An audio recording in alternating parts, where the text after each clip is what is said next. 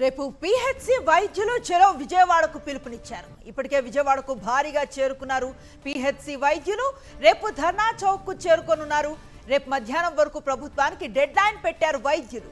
ప్రభుత్వం తమ డిమాండ్లను నెరవేర్చకపోతే ఉద్యమాన్ని ఉధృతం చేస్తామంటున్నారు.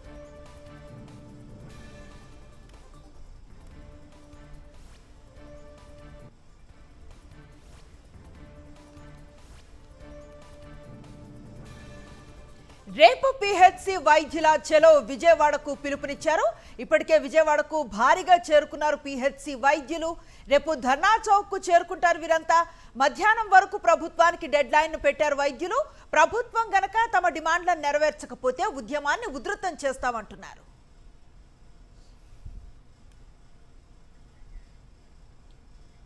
అమరావతి కోసం బలవంతంగానైనా భూసేకరణ చేయాలని కూటమి ప్రభుత్వ కేబినెట్ నిర్ణయం తీసుకుంది. భూములు ఇవ్వని రైతుల నుంచి లాక్కోవాలని కేబినెట్లో నిర్ణయం తీసుకున్నారు. దీనికి కేబినెట్ ఆమోదం తెలిపింది. గతంలో స్వచ్ఛందంగా భూములు తీసుకుంటామని సీఎం చంద్రబాబు ప్రకటించారు. ఇప్పుడు పూలింగ్లో ఇవ్వని వారి భూములు లాక్కోవాలని నిర్ణయించారు. భూములు ఇవ్వని వారిపై ల్యాండ్ అక్విజిషన్ ప్రయోగించాలని నిర్ణయం తీసుకున్నారు. రెండో విడత భూముల కోసం రైతులకు పరోక్ష హెచ్చరిక పంపుతోంది ప్రభుత్వం.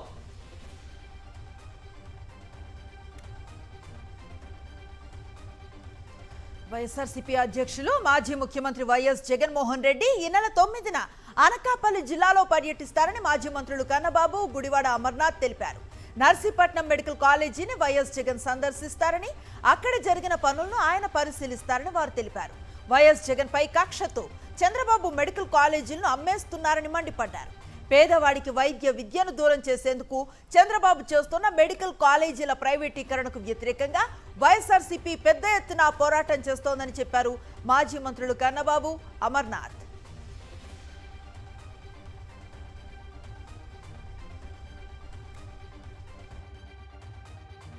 అంటే 66 ఏళ్ల పాటు ఒక ప్రైవేటు సంస్థ ఒక ప్రభుత్వ ఆసుపత్రిని తీసుకుని తమ సొంత జాగీర్లాగా ఉపయోగించున్న తర్వాత మళ్ళీ ఎవడైనా వెనక్కి తీసుకోగలుగుతారా? నిర్దాక్షిణ్యంగా చంద్రబాబు నాయుడు ఇవాళ అమ్మేసే కార్యక్రమం చేస్తూ ఉన్నాడు. దీన్ని వైఎస్ఆర్ పార్టీ పూర్తి స్థాయిలో వ్యతిరేకిస్తుంది. మొట్టమొదటిసారిగా ఈ కళాశాలని పరిశీలన కోసం మన జిల్లాకి, అనకాపల్లి జిల్లాకే జగన్మోహన్ రెడ్డి గారు వస్తున్నారు కనుక ఈ కార్యక్రమాన్ని అందరూ కూడా అర్థం చేసుకుని సహకరించాలని చెప్పి మా పార్టీ నాయకులు, కార్యకర్తలతో పాటు అదేవిధంగా అన్ని వర్గాలను కూడా కోరుతూ ఉన్నాం. 2 లక్షల కోట్ల రూపాయలు అమరావతి మీద పెట్టేటువంటి ఆలోచన మీకు ఉన్నప్పుడు ఒక 5,000 కోట్ల రూపాయలు రాష్ట్రంలో 10 మెడికల్ కాలేజీల మీద పెడితే రాష్ట్రంలో వేల మంది వైద్య విద్యను అభ్యసించేటువంటి దానికి అవకాశం వస్తే ఏ ఫిలిప్పీన్సో లేకపోతే జార్జియావో లేకపోతే చైనావో యుక్రెయినో ఇటువంటి దేశాలు వెళ్ళి కుటుంబాలను వదిలేసి ఏ రోజు ప్రపంచవ్యాప్తంగా పరిస్థితులు ఏ రకంగా ఉంటాయో తెలియనటువంటి పరిస్థితుల్లో ఈరోజు ఆ విద్యార్థులు ఉండేటువంటి పరిస్థితికి ఈరోజు రాష్ట్రంలో ఉన్నాయి. సో డెఫినెట్గా వీటి మీద వైఎస్ఆర్ కాంగ్రెస్ పార్టీ పెద్దలు జగన్మోహన్ రెడ్డి గారి నేతృత్వంలో పెద్ద ఎత్తున పోరాటం చేయాలనేటువంటి నిర్ణయం తీసుకున్నాం. అందులో భాగంగానే ఈరోజు జగన్మోహన్ రెడ్డి గారు కూడా నర్సీపట్నం రావాలని చెప్పి నిర్ణయం తీసుకున్నారు. అన్నమయ్య జిల్లాలో టీడీపీ నేతల కనుసన్నల్లో అక్రమ మద్యం తయారీ దందా జరుగుతోంది. అన్నమయ్య జిల్లా మొలకల చెరువులో కోటికి పైగా విలువైన నకిలీ మద్యాన్ని ఎక్సైజ్ అధికారులు, పోలీసులు పట్టుకున్నారు. మద్యం తయారీ డంప్ను సీజ్ చేశారు. కల్తీ మద్యం తయారు చేసే యంత్రాలు, ముడిసరుకు సీజ్ చేసి 9 మందిని అరెస్ట్ చేశారు. తంబళ్లపల్లె టీడీపీ ఇన్ఛార్జ్ జయచంద్రారెడ్డి బావమర్ది గిరిధర్ రెడ్డి కనుసన్నల్లోనే అక్రమ మద్యం తయారీ అవుతోందని అధికారులు చెబుతున్నారు. మంత్రి రామ్ ప్రసాద్ అనుచరులకు కూడా భాగస్వామ్యం ఉందని తెలుస్తోంది. అన్నమయ్య, చిత్తూరు జిల్లాలకు నకిలీ మద్యం సరఫరా చేస్తున్నట్లుగా గుర్తించారు అధికారులు.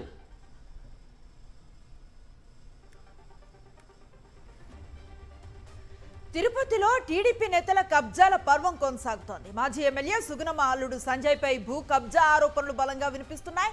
కోట్లు విలువ చేసే national high service road, panchayati road సహా ఫ్రీ లిఫ్ట్ స్థలాన్ని సంజయ్ కబ్జా చేసినట్లుగా ఆరోపణలు ఎదుర్కొంటున్నాడు.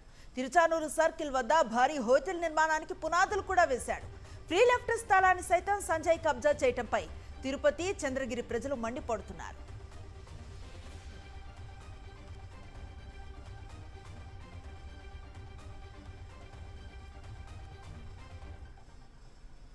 నంద్యాల జిల్లా బనగానపల్లె నియోజకవర్గంలో మంత్రి బీసీ జనార్దన్ రెడ్డి అనుచరులు టీడీపీ మూకల అరాచకాలు కొనసాగుతున్నాయి. నిన్నటికి నిన్న వైఎస్ఆర్సీపీకి చెందిన సర్పంచ్ అభ్యర్థి రామసుబ్బారెడ్డిపై దాడి చేసి భయాందోళనకు గురి చేసిన పచ్చ తాలిబన్లు ఇవాళ కూడా అదే తరహాలో దాష్టికానికి తెగబడ్డారు. బనగానపల్లె నియోజకవర్గ పరిధిలోని కోలుగొట్లలో వైఎస్ఆర్సీపీ నాయకులు సుధాకర్ రెడ్డి, బ్రహ్మం, గురప్ప, శ్రీనితో పాటుగా కొందరు మహిళలపైన దాడి చేశారు. మంత్రి బీసీ జనార్దన్ రెడ్డి ప్రోద్బలంతో కోలుగట్ల గ్రామ టీడీపీ నాయకుడు రౌడీ షీటర్ అర్జున్తో పాటుగా మరో 10 మంది మూకుమ్మడిగా దాడి చేశారు. రాడ్లు, కట్టెలతో విరుచుకుపడ్డారు. కోబలి, నరబలి అంటూ దాడులు చేశారు. అడ్డుకున్న మహిళల్ని కూడా వదలకుండా కొట్టారు. టీడీపీ వర్గీయులు దాడుల్లో 6గురు తీవ్రంగా గాయపడగా వారిని కోవెలకుంట్ల ప్రభుత్వ ఆసుపత్రికి తరలించారు. విషయం తెలుసుకున్న బనగానపల్లె మాజీ ఎమ్మెల్యే కాటసాని రామిరెడ్డి ఆసుపత్రికి వెళ్లి బాధితుల్ని పరామర్శించారు.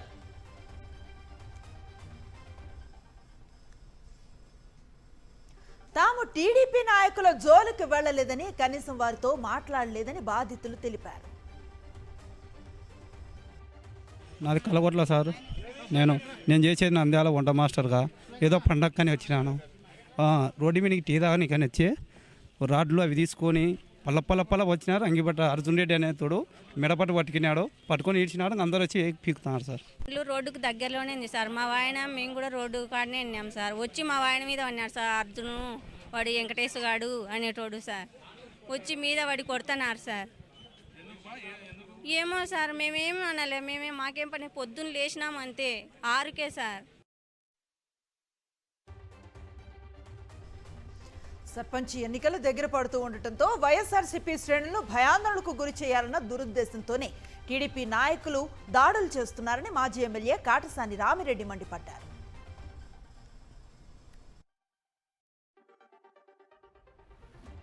ఆ యొక్క గ్రామంలో మొదటి నుంచి కూడా వైసీపీకి పట్టున్న గ్రామం.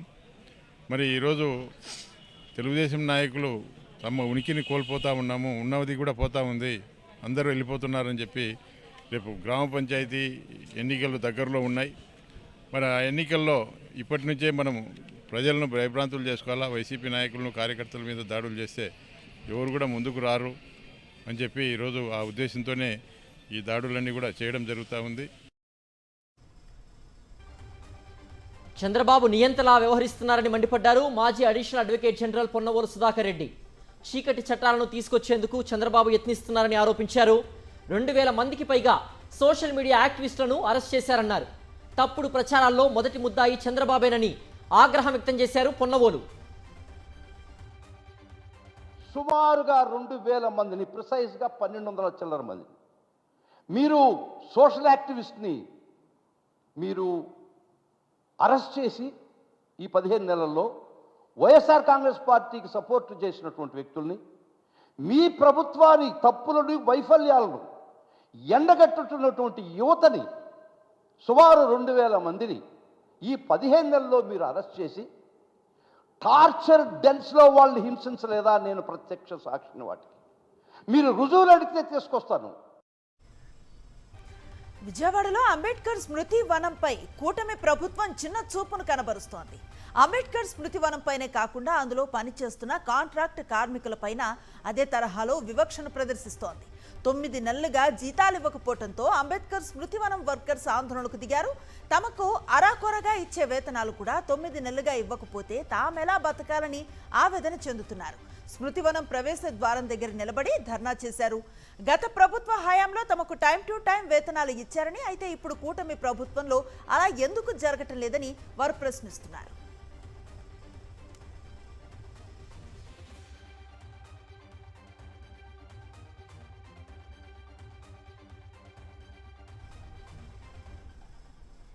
బెజవాడ దుర్గగుడి ట్రస్ట్ బోర్డులో నేర చరిత్ర కలిగిన టీడీపీ నాయకుల్ని సభ్యులుగా చేర్చడం వివాదాస్పదంగా మారింది. పవిత్ర ఆలయానికి చెందిన ట్రస్ట్ బోర్డులో నేరస్తులను మెంబర్లుగా ఎలా చేరుస్తారని టీడీపీకి చెందిన వారే ప్రశ్నిస్తున్నారు. స్వపక్షీయులే ఆక్షేపించడంతో దుర్గగుడి ట్రస్ట్ బోర్డులో సభ్యులుగా నేరస్తులకు చోటు కల్పించిన అంశం మరింత హైలైట్ అవుతోంది. దుర్గగుడి ట్రస్ట్ బోర్డులో తిరువూరు నుంచి టీడీపీ నాయకురాలు తిరిగొప్పల పార్వతికి చోటు కల్పించింది కూటమి ప్రభుత్వం. అయితే 2022లో తిరిగొప్పల పార్వతి తన కోడలు అభినవ్యను హత్య చేసిన కేసులో కొడుకు, భర్తతో సహా జైలుకొల్లొచ్చింది. 90 రోజుల పాటు శిక్ష అనుభవించి బెయిల్పై బయటకొచ్చింది.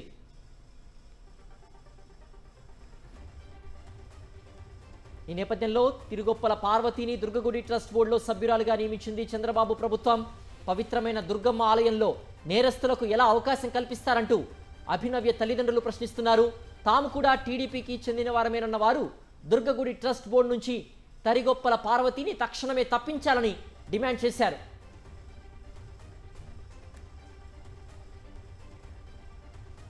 విజయవాడలో దారుణ ఘటన వెలుగు చూసింది.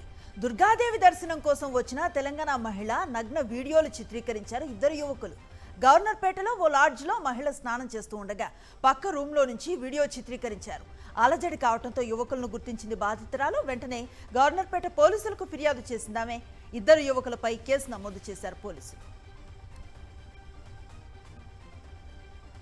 కాంగ్రెస్ పాలనలో తెలంగాణ ఆర్థిక వ్యవస్థ సంపూర్ణ విధ్వంసానికి గురైందని బీఆర్ఎస్ వర్కింగ్ ప్రెసిడెంట్ కేటీఆర్ తీవ్ర స్థాయిలో విమర్శించారు. సెప్టెంబర్ నెలలో నమోదైన జీఎస్టీ వసూళ్ల వృద్ధి రేటులో తెలంగాణ దేశంలోనే అట్టడుగున ఉండడం దారుణమన్నారు. తెలంగాణ ఆర్థిక విధ్వంసానికి సంబంధించిన మరో స్పష్టమైన సూచిక ఇదేనని పేర్కొన్నారు కేటీఆర్. సరిగ్గా 2 ఏళ్ల క్రితం కేసీఆర్ సమర్థ పాలనలో తెలంగాణ దేశంలోనే నెంబర్ 1 స్థానంలో నిలిచిందని ఆయన గుర్తు చేస్తూ ట్వీట్ చేశారు కేటీఆర్.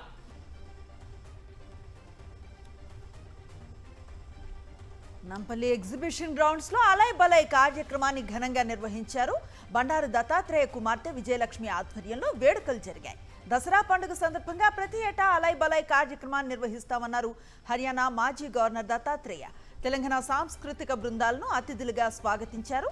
ఈ కార్యక్రమంలో మహారాష్ట్ర మాజీ గవర్నర్ విద్యాసాగర్ రావు, కేంద్ర మంత్రి కిషన్ రెడ్డి, రాష్ట్ర మంత్రులు పొన్నం శ్రీధర్ బాబులతో పాటు సినీ రాజకీయ ప్రముఖులు పాల్గొన్నారు.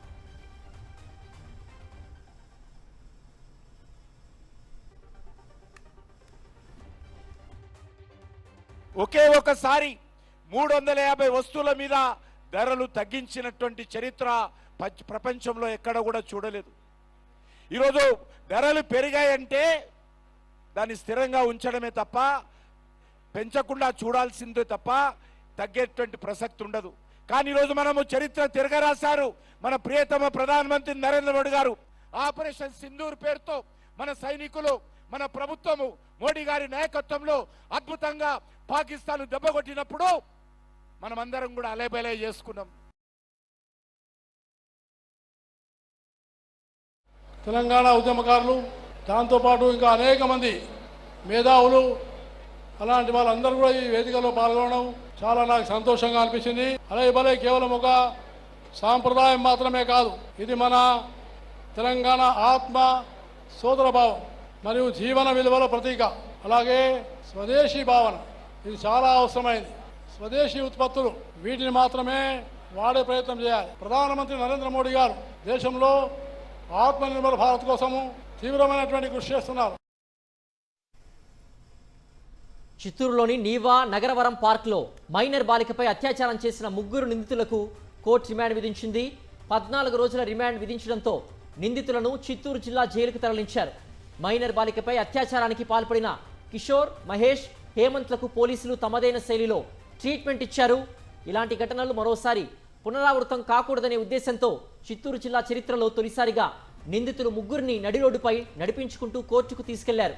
ప్రజలంతా చూస్తుండగా చేతికి సంకెళ్లు వేసి ఎస్పీ ఆఫీస్ నుంచి కోర్టుకు నడి రోడ్డుపై నడిపించుకుంటూ తీసుకెళ్లారు. వీళ్ళ నుంచి స్వాధీనం చేసుకున్న మొబైల్స్లో మరిన్ని వీడియోల్ని గుర్తించారు పోలీసులు. బాధితులు ధైర్యంగా ముందుకొచ్చి ఫిర్యాదు చేయాలని, అప్పుడే వీళ్ళపై మరిన్ని కేసులు నమోదు చేయగలమని అన్నారు డిఎస్పీ సాయినాథ్. వీళ్ళు ఒంటరిగా ఉన్నటువంటి లవ్ జెంట్లని ఏదైనా పార్కుల్లో ఉంటే కూడా, లేకపోతే బస్ స్టాండ్లో ఉంటే కూడా వాళ్ళు ఐడెంటిఫై చేసి వాళ్ళు ఫాలో చేసి వాళ్ళు వీడియోలు తీయడము, వాళ్ళ గోప్యతను వీడియో తీయడం, అవి చూపించి వీళ్ళు వాళ్ళని లైంగిక అనుభవించాలనే ఒక నేర ప్రవృత్తి వీళ్ళలో ఎక్కువగా ఉన్నట్లు కనిపిస్తుంది. అంటే ఇప్పుడు ఈ ముద్దాయిలు ఎవరైతే ఇప్పుడు ఈరోజు మన అరెస్ట్ కాబడినారో వీళ్ళ చేతులు ఇంకా కొద్దిమంది బాధితులు ఉన్నారు.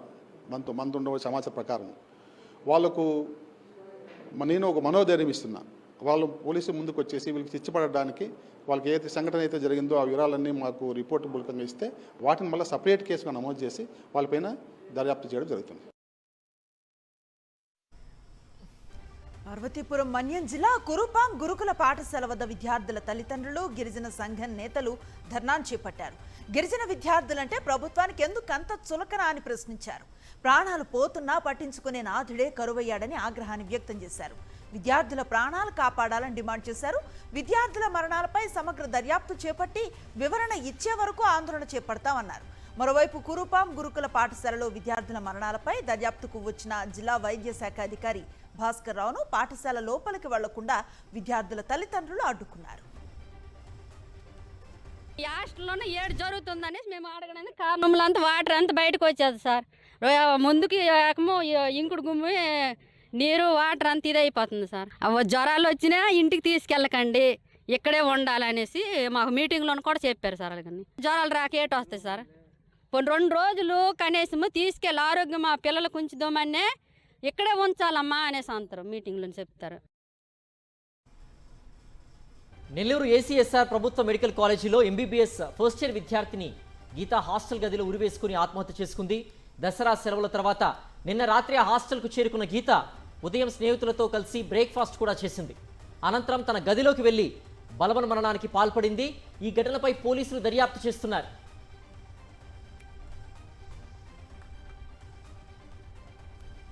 విశాఖలో సంచలనాన్ని సృష్టించిన చైన్ స్నాచింగ్ కేసును పోలీసులు ఛేదించారు. వరుస చైన్ స్నాచింగ్స్ కు పాల్పడుతున్న కీలక నిందితుడు ధర్మేందర్ ను అరెస్ట్ చేశారు విశాఖ పోలీసులు.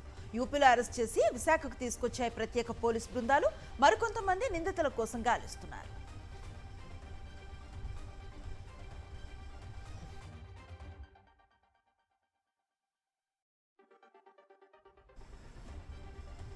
ఉత్తరాంధ్రను వర్షాలు వణికించాయి. ఒడిశాలోని గోపాల్పూర్ వద్ద తీవ్ర వాయుగుండం తీరం దాటినట్లు విశాఖ వాతావరణ కేంద్రం వెల్లడించింది. తీరం దాటిన తీవ్ర వాయుగుండం ప్రభావం ఉత్తరాంధ్ర జిల్లాలో కనిపించింది. శ్రీకాకుళం, పార్వతీపురం, మన్యం, విజయనగరం జిల్లాలకు రెడ్ అలర్ట్ జారీ చేశారు. నాగావళి, వంశధార నదులు ఉప్పొంగాయి. కొమరాడ మండలం కల్లికోటలో నాగావళి వరద వల్ల 1400 ఎకరాల పంట నీట మునిగింది. మరో 24 గంటల వర్షాలు కురిసే అవకాశం ఉందని జిల్లా కలెక్టర్ హెచ్చరికలు జారీ చేశారు.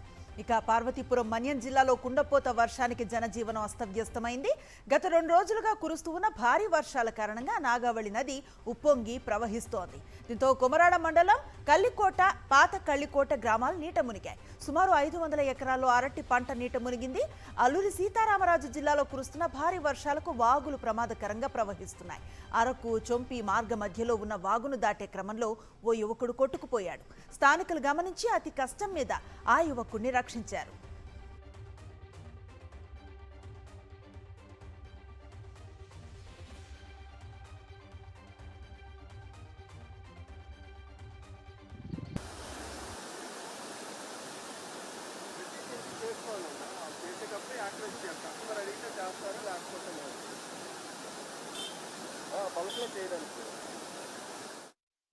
శ్రీకాకుళం జిల్లాలో ఎగువన భారీ వర్షాలకు మందస, మహేంద్రగిరిల నుంచి వరద పోటెత్తింది. వరద ప్రవాహాలకు గెడ్డ ప్రమాద స్థాయిలో ప్రవహించడంతో 15 గ్రామాలకు పలాసలో రాకపోకలు స్తంభించిపోయాయి. అటు హిరమండలంలోని జిల్లేడుపేట గ్రామం జలదిగ్బంధంలో చిక్కుపోయింది. మందస మండలం సవర టబ్బూరు గిరిజన తండాలో భారీ వర్షాలకు ఇంటిగోడ కూలి 2 మృతి చెందారు.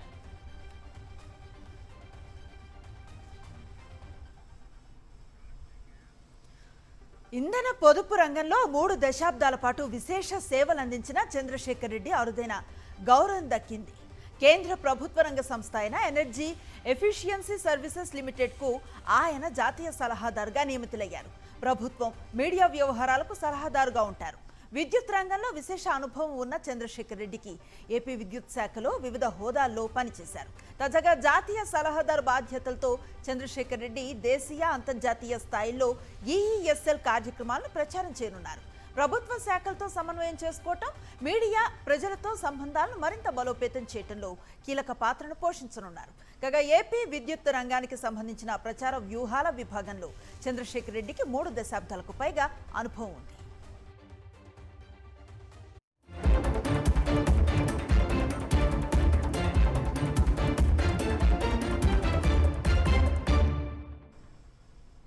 సీమాంతర ఉగ్రవాదాన్ని ఎగదోస్తున్న పాకిస్తాన్కు భారత్ మరోసారి స్ట్రాంగ్ వార్నింగ్ ఇచ్చింది. ఉగ్రవాదాన్ని పెంచి పోషించడం ఆపకపోతే మ్యాప్లో లేకుండా చేస్తామని ఘాటు హెచ్చరిక చేశారు army chief general Upendra Dwivedi. దాయాది భౌగోళిక, చారిత్రక అస్తిత్వమే ప్రమాదంలో పడుతుందని వార్నింగ్ ఇచ్చారు. రాజస్థాన్లోని అనూప్గఢ్లోని ఆర్మీ పోస్టు సందర్శించిన ఆర్మీ చీఫ్ అక్కడ సైనికులతో మాట్లాడారు. పాక్ మళ్లీ రెచ్చగొడితే సింధూర్ 2.0 దెబ్బ ఆపరేషన్ సింధూర్ 2.0 దెబ్బ తినాల్సిందే అన్నారు. ప్రపంచ పటంలో ఉండాలనుకుంటే సీమాంతర ఉగ్రవాదాన్ని ఆపి తీరాల్సిందేనని పాకిస్తాన్ను హెచ్చరించారు. जो है वो तो बहुत ही ज्यादा थे, ठीक है, तो टेररिस्ट को तो वो गिनते ही नहीं। तो ये मैं आपको बताना चाहता हूं कि इस बार भारत देश पूरी तैयारी के साथ है और इस बार वो संयम नहीं रखेगा जो सिंदूर 1.0 में हमने संयम रखा। इस बार हम आगे की कार्रवाई करेंगे और कुछ ऐसी कार्रवाई करेंगे कि हो सकता है पाकिस्तान को सोचना पड़े कि उसे इतिहास में भूगोल में रहना है कि नहीं रहना है। अगर उसे भूगोल में अपनी जगह बनानी है तो उसके लिए उसे जो स्टेट स्पॉन्सर टेररिज्म जिसको हम बोलते हैं, यानी कि उसका देश जो टेररिज्म को स्पॉन्सर कर रहा है उसे रोकना पड़ेगा। పాక్ ఆక్రమిత కశ్మీర్లో ఆందోళనలు, పాక్ ఆర్మీ దాడులపై భారత్ స్పందించింది. పీఓకేలో మానవ హక్కుల ఉల్లంఘనలకు పాకిస్తాన్ బాధ్యత వహించాలని డిమాండ్ చేసింది. పీఓకేను అన్యాయంగా ఆక్రమించుకుని అక్కడి వనరులను పాక్ దోచుకుంటుందన్నారు విదేశాంగ శాఖ అధికార ప్రతినిధి రణ్దీప్ జైస్వాల్. పాకిస్తాన్ ప్రభుత్వం ఆర్మీ అణచివేత ధోరణుల నేపథ్యంలో పీఓకేలో నిరసనలు మిన్నంటడం స్వాభావికమని వ్యాఖ్యానించారు.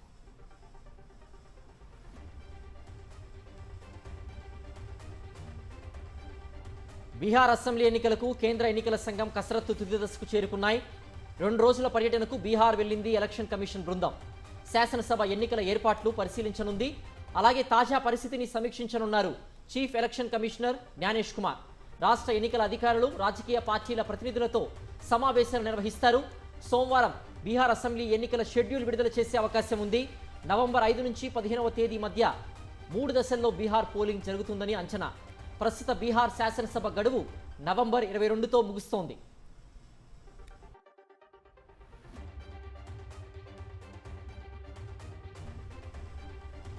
కరూర్ తొక్కిసలాట ఘటనపై మద్రాస్ హైకోర్టు కీలక ఆదేశాలు జారీ చేసింది. సిట్ విచారణకు ఆదేశించింది. ఐపీఎస్ ఆఫీసర్ అష్రా నేతృత్వంలో ప్రత్యేక దర్యాప్తు బృందాన్ని ఏర్పాటు చేసింది. తొక్కిసలాట ఘటనపై సిబిఐ విచారణకు ఆదేశించాలన్న టీవీకే పిటిషన్ను తోసిపుచ్చిన హైకోర్టు విజయ్ పార్టీ నేతలపై ఆగ్రహాన్ని వ్యక్తం చేసింది. తొక్కిసలాట తర్వాత టీవీకే నేతలు ఏమైపోయారని ప్రశ్నించింది. ఎందుకు బాధితులను పట్టించుకోలేదని నిలదీసింది. టీవీకే నేతలు దాఖలు చేసిన ముందస్తు బెయిల్ పిటిషన్స్ పై తీర్పును రిజర్వ్ చేసింది.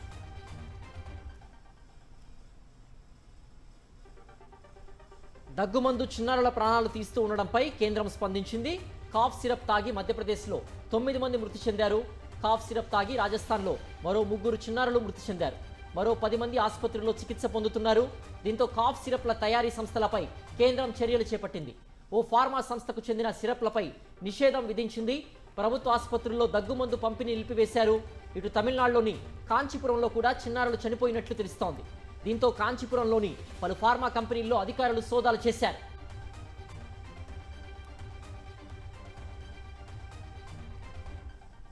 సైబర్ క్రైమ్స్ కు సంబంధించి బాలీవుడ్ నటుడు అక్షయ్ కుమార్ సంచలన విషయాన్ని వెల్లడించారు. తన కుమార్తెకు ఎదురైన సంఘటనను ఆయన వివరించారు. ఆన్లైన్ గేమ్ ఆడుతున్న తన కుమార్తెను గుర్తు తెలియని వ్యక్తి నగ్న చిత్రాలు పంపమని అడిగారని తెలిపారు. సైబర్ క్రైమ్స్ అత్యంత ప్రమాదకరంగా మారుతున్నాయన్న అక్షయ్ దీనిపై పిల్లలకు అవగాహన పెంచాల్సిన అవసరాన్ని నొక్కి చెప్పారు. స్కూల్స్ లో విద్యార్థులకు సైబర్ పీరియడ్ ఉండేలా చర్యలు తీసుకోవాలని కోరారు.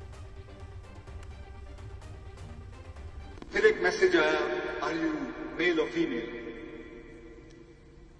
तो she replied female. Okay, it गोड on, went on. And then he sent a message, can you send me a nude picture of yours? It was my daughter. She switched off the whole thing and she went and told my wife. హమాస్కు America అధ్యక్షుడు Trump హెచ్చరికలు జారీ చేశారు. యుద్ధం ముగించేందుకు హమాస్కు గడువు విధించారు. ఆదివారంలోపు యుద్ధం ముగింపు ఒప్పందం చేసుకోవాలని ట్రంప్ హెచ్చరించారు. ఒప్పందం చేసుకోకపోతే హమాస్కు నరకం చూపిస్తామని వార్నింగ్ ఇచ్చారు అమెరికా అధ్యక్షుడు ట్రంప్.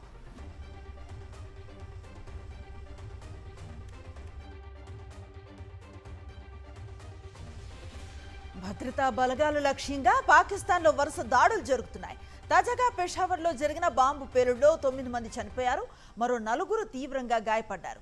మొబైల్ పోలీస్ వాహనాన్ని శక్తివంతమైన ఐఈడీతో పోల్చేశారు దుండగులు. ఘటనలో పోలీస్ వెహికల్ నుజ్జునుజ్జైపోయింది. 9 మంది చనిపోయారు. భద్రతా దళాల లక్ష్యంగా పాక్లో దాడి జరగటం 3 రోజుల్లో ఇది రెండోసారి. గత నెల 30న క్వెటాలో సైనిక వాహనాన్ని ఇదే తరహాలో పేల్చేశారు ఉగ్రవాదులు. ఘటనలో 10 మంది చనిపోగా మరో 32 మందికి గాయాలయ్యాయి.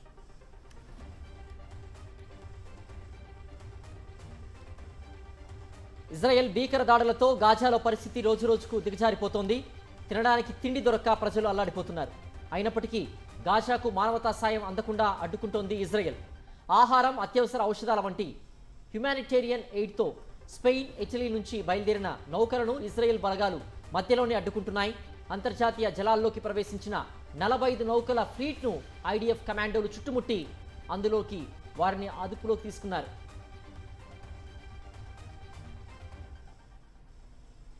స్వీడన్కు చెందిన పర్యావరణ ఉద్యమకారిణి గ్రెటా థన్బర్గ్ సహా మరికొందరు హక్కుల కార్యకర్తలు ప్రయాణిస్తున్న నౌకల్ని ఐడిఎఫ్ అడ్డుకుంది. సమీపంలోని ఇజ్రాయెల్ పోర్టుకు తరలించింది. ఈ నేపథ్యంలో తమను ఇజ్రాయెల్ దళాలు కిడ్నాప్ చేశాయంటూ సోషల్ మీడియాలో వీడియో రిలీజ్ చేశారు గ్రెటా థన్బర్గ్. గ్లోబల్ సుమూద్ ఫ్లోటిల్లా సభ్యులతో కలిసి గాజా వెళ్తుండగా తమను అడ్డుకుని బంధించారని పేర్కొన్నారు. అంతర్జాతీయ సమాజం తమకు సాయం చేయాలని విజ్ఞప్తి చేశారు. దీనిపై స్పందించిన ఇజ్రాయెల్ విదేశాంగ శాఖ గ్రెటా థన్బర్గ్ క్షేమంగానే ఉన్నారంటూ వీడియో విడుదల చేసింది. గాజా నలువైపులా ఆంక్షలు ఉండడంతో వీరి నౌకల్ని అదుపులోకి తీసుకున్నట్లుగా వెల్లడించింది.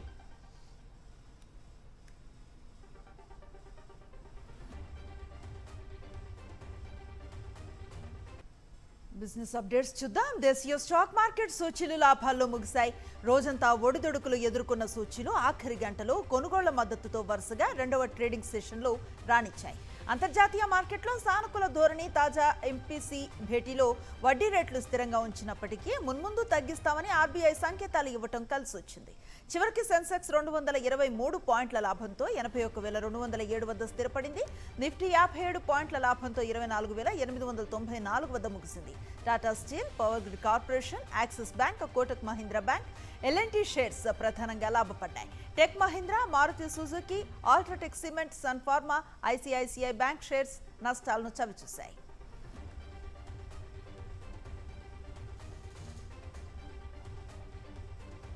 దేశవ్యాప్తంగా బంగారం ధరలు వరుసగా రెండో రోజు స్వల్పంగా తగ్గాయి. హైదరాబాద్లో 24 క్యారెట్ల 10 గ్రాముల బంగారం 650 రూపాయలు తగ్గి 1,18,040 పలుకుతోంది.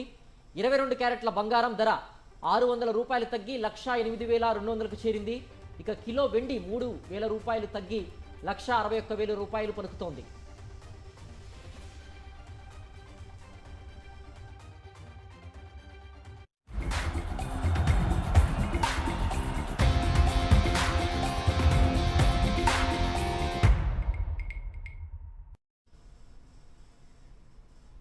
స్పోర్ట్స్ అప్డేట్స్ చూద్దాం. స్వదేశంలో వెస్టిండీస్తో జరుగుతున్న తొలి టెస్టులో భారత జట్టు పట్టు బిగించింది. ప్రత్యర్థిని ఆల్అౌట్ చేసిన టీమిండియా 3 సెంచరీలతో రెచ్చిపోవడంతో తొలి ఇన్నింగ్స్లో భారీ స్కోర్ చేసింది.